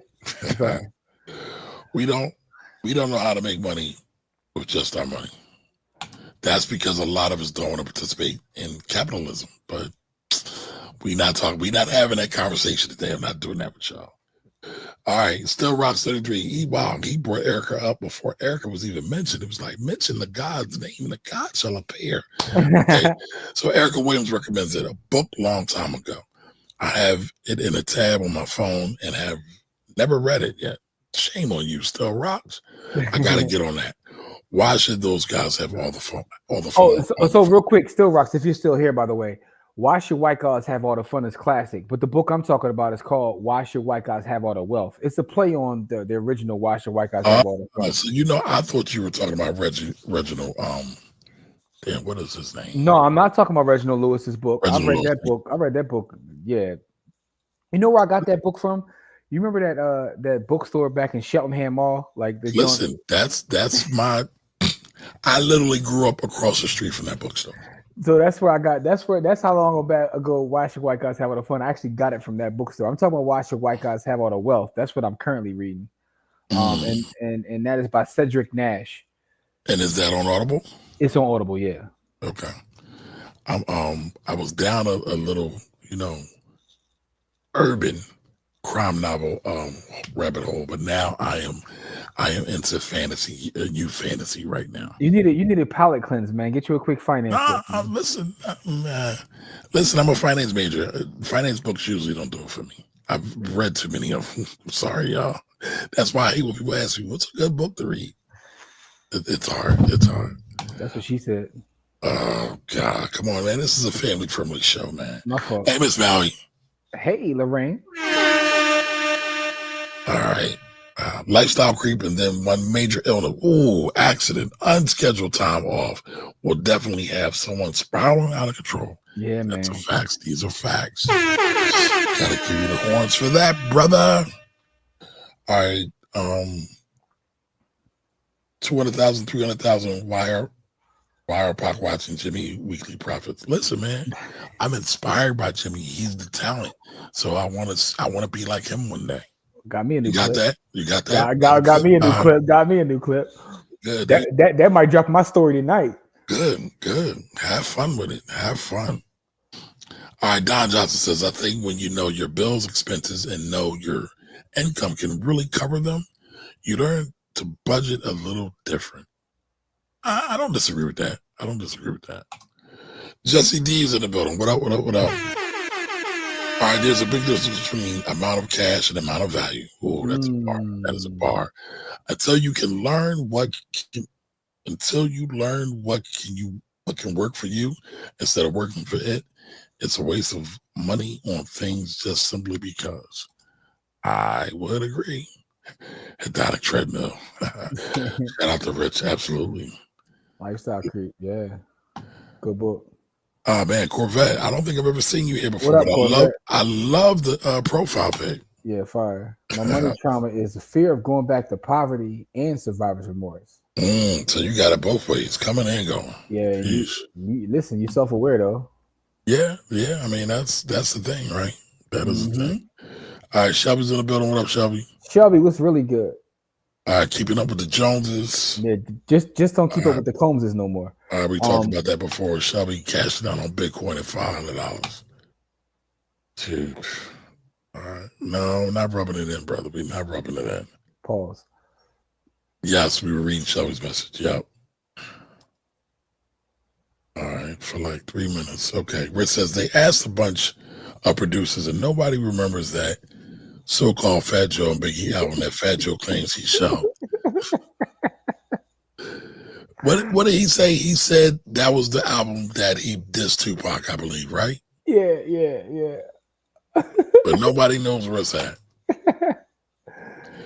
All right, hey Rita. Welcome. Not buying $10,000, $15,000 property. Oh, we got this one already, right? Yep. Back around 20. All right. Yeah, listen, my condolences. I know that's a heartbreaking thing. All right. Dina says I didn't. Yeah, we got that one too. Yep. The gambling ring, we got that one. Yep. Got this one. About that 80K check. Yeah. Don't feel it. Yeah, we got this one. All right. My bad, y'all. We're gonna speed this right along. Talking about Shannon Sharp with that one. Yep. All right, so Rich said this is one of the things he regrets, NVIDIA or not buying it. You didn't buy it or you didn't sell it? Or you did sell it? Which one was it? Yeah, we saw that one. Got that. Apple was a stock. I returned the car so I could have import the stock. I ended up tricking it off. Oh, damn. Damn, Anthony. Nate gang. So that $40 date, was it worth it? Was it worth it? All right, Ms. Maui says 520K is delusional. Yeah, that's the beginning of the video where people said they feel like they need that. Yep. What Darren, up, Darren? what's up, Darren? Welcome. Hey, man, I'm alive and breathing on schedule. How you doing, Jimmy? Hey, listen, man, I woke up this morning, so I'm great. There we go. Gross and net are different. Now, that's a shirt. That's a shirt right there. Gross and net are different, people. The shirt that I was making says it's gross with you, net. Shout out to Biggie. More money's more problems. It can be. Only if you let it down. Only if you let it. All right. So Nicole says, yes, I make now what my husband and I made total when the kids were younger, and we need more money. More money. They need more. Stop going to Nas concerts. No, you got to keep going to Nas concerts. That was fire. King Kong concerts. Come on, man. Y'all can't do the good doctor like that. Now, I think it was Anthony that slandered me for bringing up that discrepancy. But I'll find it. But just in case, X plus equals more is always needed. Okay, I get it. All right, Mari, stay caping for the foolishness. I am not. Stop it. Just because Umar is a PA resident, you don't ride or die, bro. Umar is clearly ill-equipped for the task. Ill-equipped for the task. That's what I said. You didn't say equipped. Ill-equipped for the task. Libyan has been building a school since 2015. Good substitution there, because I was just going to say N-word. Listen, but the school's there. Don't call me white girl says she's been there. That interview was hilarious, by the way. All right, Ann says, shout out to Doge, how they're cleaning up such situations. Doge sucks, but yeah. Jimmy was paying child support to his uncle nephew. Get out of New York, yeah. All right, New Yorkers hitting you over the head, ankles, butt, tax rate. All right, what is it? We got that. All right. Hopefully, everybody understand what owner's draws now? Let me know if you don't. Put it in the chat. They will get this tax money when I was good and ready. When I'm good and ready. All right. Well, you know, you can mess around and find out if you want. Mm-hmm. Well, there's loopholes to everything, bro. I actually don't like the term loophole, but it is what it is. I'll leave that alone. We'll talk about it another day.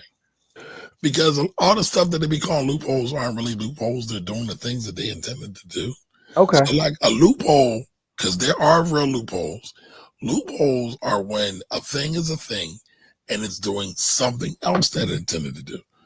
I will say the only loophole I can think of off the top of my head is a backdoor Roth IRA. That does not do what it was intended to do.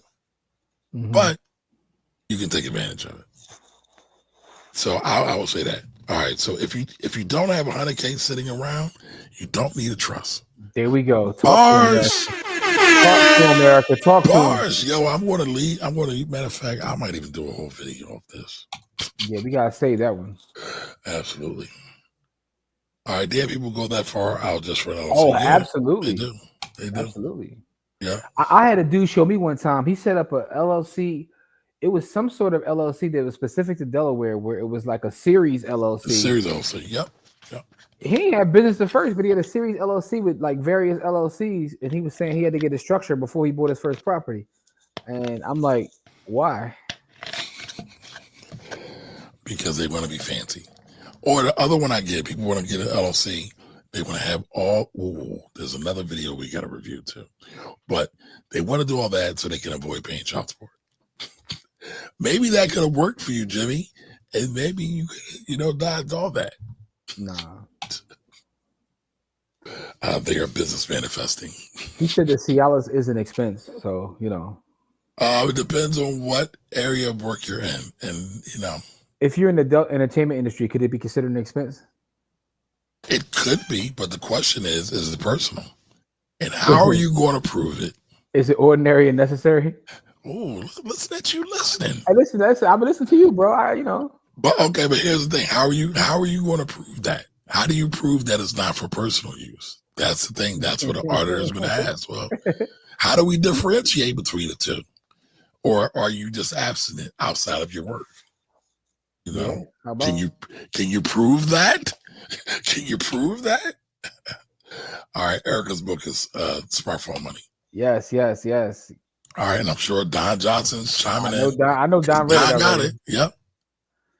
Listen, Don be putting us on the book show. All right, make sure you go and grab her latest book too. Whoa, what's the latest book? Erica, what's the name of your most recent book, Erica? Yeah. Oh, All Roads Lead to Real Estate. Is that the latest book? Because I know Erica's been saying that. I know Jimmy says it too. Listen, that's her IG name. It's funny, Erica. She changed her name? All Roads RE. Listen, I was giving a talk today to some kids in the community at the PHA building, and I was explaining to them how all roads lead to real estate, and how a lot of these businesses are real estate plays in disguise, such as a McDonald's, even things such as sports stadiums. It's a real estate play, right? Now, it's ways to generate money, but at the end of the day, a lot of it all goes back to the land. So, I am in complete agreement with that all roads do lead to real estate. All right, Nicole says YouTube is a powerful resource. My grandson taught himself Mandarin. You know what? Shout out to my homegirl, Kelly. That's dope. Her son is 4 or 5. He can recite the Russian alphabet. The Russian alphabet? The Russian alphabet. That's wild. Yeah, I just heard it today. It was crazy. I was like, wow. All right, so Nicole says he's 8 years old and on the spectrum. He is technically nonverbal. And when he found out, he was speaking a different language. That's a wild story. That's dope, though. One of my favorite YouTube joints is is a black boy that speaks Mandarin, and he likes going in their businesses, and they start having conversations around them, and he starts speaking to them. Probably freaks them out.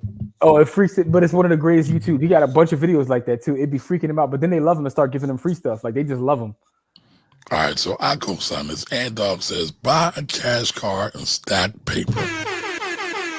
Listen, and the reason why that's so powerful is one, because as soon as you buy a car, especially a brand new car, it depreciates immediately. The best revenge is your paper. Yep. And then so instead of putting that money into a depreciating asset, he talking about buying guns and butter. He talking about buying guns and not butter. Listen, man, All best revenge is your paper, man. That's what the Queen Bee said. What's going on with her and Mano? But you know what? Sorry. Oh, Queen Bee. I'm talking about Beyonce. What are you talking about? Oh, I thought you were talking about the original Queen Bee. No. There's only one. There's one life, one love, so there can only be one queen. She called herself the Queen Bee first. There's one life, one love, so there can only be one queen. Okay.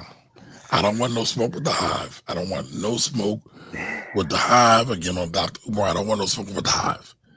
All right. Ann says this is rooted in consumerism. I don't like it. No investments on that chart. That should have been the first thing she named. She got right into her Grubhub bag. Yeah. Henry's equal more money, more problems. Yeah. In that situation, yep. Yeah. Because I mean, she really has a ticket to freedom, and freedom quickly, if she would be able to be disciplined and sacrifice some of these, niceties for a little while. Just stay what you were before. She could run the whole thing, but that's too easy. One of the things I found interesting about that book, the Black Capitalism book, is the part where she talks about how for some Black folks, like, we feel guilty about liking nice things, right? Because of how we're raised or how we're brought up culturally, it's like you feel like, I shouldn't say this, even if I like a nice thing, I shouldn't say it, and I thought that was interesting.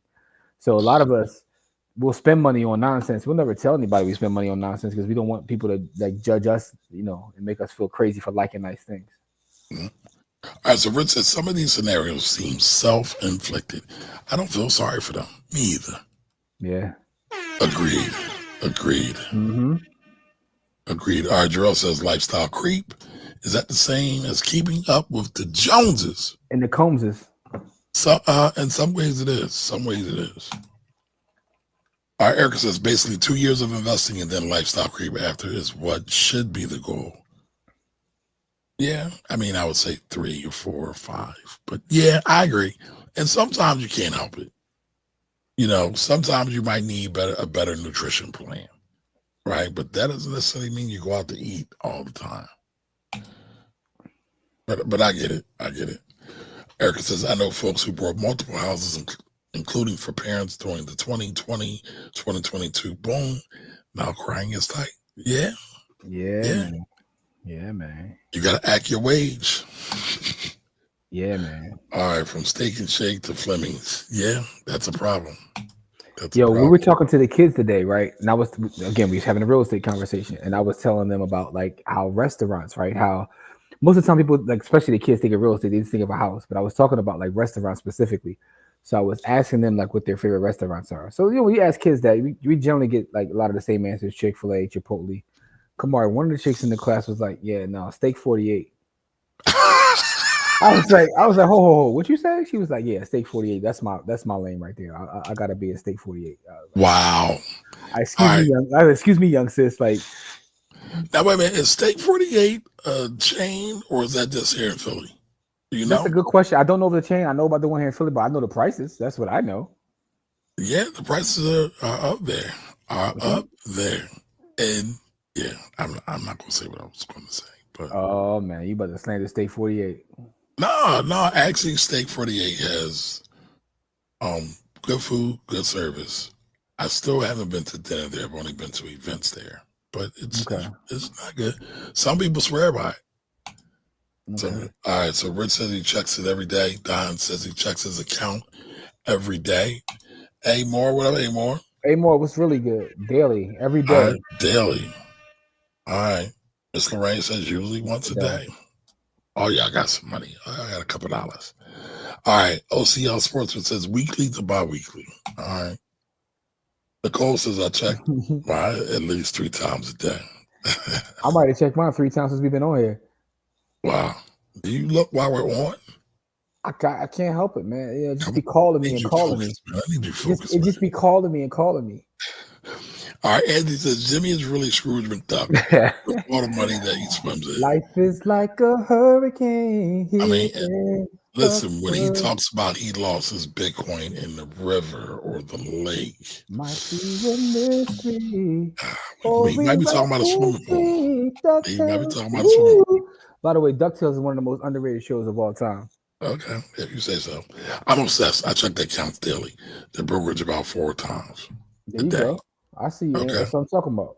I check mine every payday. Okay, every payday. I have discovered fraud on one of my accounts doing that. See? Yeah, I mean, that is one reason why we probably all should check our accounts at least once a week, because fraud is so rampant now. It's crazy. Mm-hmm. Crazy. All right, OCL Sportsman says, I have alerts, which is why I no longer have to check daily. Yeah, but it's not the same. You don't get to see the numbers go up or down, because they will go up or down. NGU. All right, so Dina says, I got 7 Fidelity accounts. I see everything whenever I make options trades. Otherwise, I only check when I'm paying bills when I get paid. Okay. All right, so Anthony says, like, yo, I just checked my bank account now as we speak. Well, wait a minute, we didn't say bank account, we said brokerage account. No, I did. Right? I said both. I said bank account you said or. both. I said and or. Yes, I did. Oh, okay. All right, so she's checking when buying stocks. No, don't say it, save it. He's talking about that video. Yeah, 3 Grubhubs are OD, yo. All right. Took me 3 years to start investing some profitability in Start having some profitability in trading. Listen, you got there though. Some That's folks all that never get matters. there. Dark Man Jeff, what up? What's really good? What's popping? All right, take Black Wealth and go colonize somewhere else. Ooh. I would personally love to make 200K. I ain't mad at that. At all. Like that. I personally don't mind working. I work smart, not hard. Listen, I don't have a problem working either, but I think working smart is more important than working hard. Hard work is for suckers. I disagree with that too, but there's a time and place for everything under the sun. But yeah, I think hard work is also glamorized too, though, especially in our community. And I think sometimes it shouldn't be. All right, Miss Bauer says she definitely needs to reconsider her spending habits. So why is hard work for suckers, Jimmy? For suckers? You said why is hard work for suckers? Yeah, why did you say that? Why do you believe that? Why do you feel that way? Well, because I believe that it's not about working hard, because people have this thing like, I just got to work harder and it's going to be more, but it's that's not the case. Just because you work hard doesn't mean you'll have any level of success. I do believe in focusing on working smarter, And by the way, if any of y'all want to, go visit the website hardworkersforsuckers.com.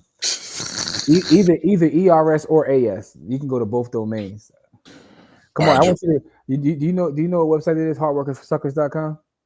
I'm sure it's yours. No, go to it. I want you to go to it real quick. Hardworkisforsuckers.com. I want to show you where it goes to. I feel like I'm being set up. Am I being set up, man? No, you're not being set up. It's actually a pretty good thing. I just want you to see. Should I put it on the stage? Should I put it on? No, it's not going to take you to any sort of I just want you to hard workers for suckers. I mean, we know everybody knows Jimmy has an affinity for SWs. That's not true. Maybe BB does. Never mind. Sorry, I'm obsessed with BBWs, and I agree. Oh, come on, man. What? On, man. Hard. Oh, oops. I forgot a word. Y'all. Oh, come on, man. Don't forget the words. It's hardworkisforsuckers.com. But you could do it either ERS or AS. You know what I'm saying? You want to do it, in hip hop form. I'm just telling you that, Nah, it's still taking me to the risque SW site. No, man, you spelling it wrong then, doggy. Hard work is for suckers, right? Hard work. .com. HARDWORKISFORSUCKERS.com. .com. Okay, it takes me to an IG account. Then nothing. All right. Yeah, you definitely spelling it wrong. I'm literally looking at it right now. Like, there's no way. Okay. We'll come back and check it later. All right, man. I caught the back end of the live. We got another pause aficionado. Guess I'll catch the replay. Yeah, Shout please Dark do. Man. Please do. All right, Drew. The shirt is actually. I actually got that shirt. You know what I'm saying? By the way, y'all go check out my new site, also closetofcapital.com. But Gerard, I'll send that to you tomorrow. I'm gonna send you the link for that joint tomorrow. You know what? Okay, Erica, I will do that. You need to do an owner's draw video. Okay, we'll do it. Yeah. All right. Don't call me white girl was really at Dr. Umar's P.O. box, not the school. Oh, wow. Oh, wow. Loophole video coming. Okay. The amount of child support dodging the men could own construction companies with that level of voting. Yeah. Like I find it interesting, to Erica's point. We want to put all this energy into bullshit and avoiding and running the play and all this stuff, but damn, what would happen if they said, you know what, I'm gonna do it right. I'm gonna be legit. I'm gonna straighten up and fly right. We would probably have some billionaires amongst that mess. Mm-hmm. All roads lead to real estate. All right, so send me the link, Erica. I want to get it.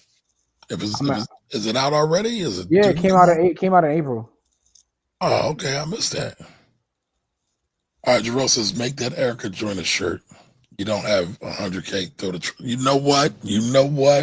You ain't lying, and I'll do that, and I'll have to bust Erica down. All right, Erica says, I was in trouble for posting Trump stuff, so my main page got blocked. Okay. Hannah told advisor, yeah. That Grubhub is wild. She could pay meal prep. You know what? That's funny, and that's true. You can pay somebody to meal prep your food for less money than Grubhub. That's true. All right, what is Guns and Butter referencing? I never knew how to explain that saying. Okay, go watch Baby Boy. Ving Rhames, one of my favorite comments is when he was explaining to them guns and butter. It's an old economic saying. He was saying the people that buy guns, things that appreciate in value, is what helps people become economically and financially stable. Butter, and it's deeper than this as well. So I'm giving you the shortcut version. But butter is like soft things that don't last, things that cannot stand up to the heat. Butter melts, butter goes away. So guns and butter. But look it up. Ving Rhames does his thing on that. All right, OCL Sportsman says, my son's nonverbal. He always watches his learning devices to other languages, Spanish mostly. I thought it was far-fetched that he may actually be fluent in a language other than English. That's interesting. That's really interesting. Hey, by the way, Erica, what's the best way for us to support you in terms of getting your book? Because I couldn't find it on Amazon. What's the best way? We want to make sure we support you the best way we can. Yes, we do. All right, Ann says, Grubhub 3 times a day. She can save like $1,000 by subbing and 2 homemade tuna sandwiches. Because I know you spelled sandwiches, but I know you wanted to say sandwiches in one Grubhub order. Shorty will want her cake and food at the same time. All right. I spent way too much money at Steak 48. It was amazing. Okay. That's the place for the rich folks. All right. I got to hang on the call. All right. Wait, Cookie. Cookie, what's good, Cookie? How are you? Welcome. Darkwing Duck is slept on. So it's funny. I am not a duck fan. It's usually too greasy for me. No, Darkwing Duck is a cartoon, bro. I thought you were talking about Darkwing. No, I was, because I said DuckTales is one of the. I got it now. I got it. And he said Darkwing Duck. Yeah, I mean, all right. You to eat Darkwing Duck, but all right. Cookie says, and change your passwords every 6 months. Listen, man, that's too much work. But I get it. I get it. We need it because the frauders be frauding. Yeah, and I agree. Time and place for everything. Yep. Still rocks. He said risky site. Yeah. My mom RP said that it's better to have a headache instead of a body ache. Work smart, not hard. Ooh, I like that bar though. Yeah, that is. But I will say this: with this sedentary lifestyle many of us live, sometimes getting out there and working that body is a great thing. Help you live a little bit longer. It's called a treadmill. Listen, real quick though, Kamari. No, that's not really lifestyle though. But what you got? What you got? No. I was just I went to both sites. I'm like, how are you possibly spelling hard working for suckers wrong? That's bothering you spelled it wrong. I don't know how you did. Anyway, but hard work, HARDWORKISFOR. Hard work is. Did you forget the is is? Hard work is. By the way, Jarrell says, Kamar, you must be hungry for that duck comment. No, I am hungry. You know what? I am hungry. He tried to eat Darkwing Duck, yo. Oh man. I mean, did I spell that wrong? Let's see. Well, first of all, you're putting it in the search engine. To put it in just put it actually in your Yamini. I'm afraid to do that because you always you can do it right now. Just put it right into your browser. You be trying to line me up. I am not trying to line you up. Put it in your browser, bro. That's how. Listen, this is how people from Philly get down, y'all. You got to be on the lookout. No, man. No, I'm not trying to line you up. Put it in your browser, not your search bar. Okay. All right. Let's see. Oh, yeah. You got to change that, bro. You gotta change that. I do not agree with that. I do like it from a marketing standpoint. Well, first off, no one even knows that it goes there other than me. I got it. I see. I like what you did there. I like what you did there, boy. I like what you did. No one even knows it goes there. Anyway, Ant says that I can sell you an AI agent that will remind you to change your password every 6 months. Okay. I mean, can we do the same thing with an alarm when you're? Yeah, I was going to say the same thing. Or you can open your iPhone and set an alarm, say, "Hey, every 6." Or literally, you ain't got to do that. Hey Siri, remind me every 6 months to change my password. Gotcha. That's where we are in 2025. Like, I ain't trying to step on your business, and I was just, you know what I mean. All right, but I like that. You need to put that out there, man. You need to put that out there. And listen, we gotta get out of here because Kamari is in the process of eating Darkwing Duck and whatnot. Like, and says capitalism, baby. Hey man, you being a good, astute businessman. See your need and solve it. Buy for $1, sell for $2. Shout out to Prop Joe. Hey, Prop Joe laid the game down quite flat. Yes, he did. All right, Jimmy. So we had a good time tonight. Yes, I hope indeed, we was man. going to be on for 30 minutes, but It always happens. man. Shout out to y'all, man. You guys are amazing. We definitely appreciate you. Yo, go check out all my new merch at closetofcapital.com. That's a little side mission. But the fact of the matter is, shout out to Shelby too, man. Because Shelby been giving me all the game. But I digress. Shout out to all of y'all. Shout out to everybody in the village. Friday, we will be back for Freedom Friday. Saturday is the camp, the last week of 2025 camp, which has just been amazing. Sunday, damn, I'm jealous now. Damn. Sunday we'll be back, right back at you with a class. I don't know if I'm gonna make it Sunday. That's okay. I might take a vacation day. Hey, listen, we got the Air Woman show Saturday night. It is what it is, though. I'm gonna be here. I'm gonna be here for y'all. Yo. Also, we got a video I want to drop at the village once Kamari sends me the thumbnail that it's for for the paid members of the village. We got some exclusive content for y'all too. I say all that to say, man, we appreciate y'all. We love y'all. We'll see y'all Friday. We'll see y'all Friday. We'll be back Friday. Jimmy will be slandering me more. Yeah, that seems to be the running theme. Oh, here we go, man. Go to closetcapital.com. Love y'all. Peace. Later, y'all. Be great.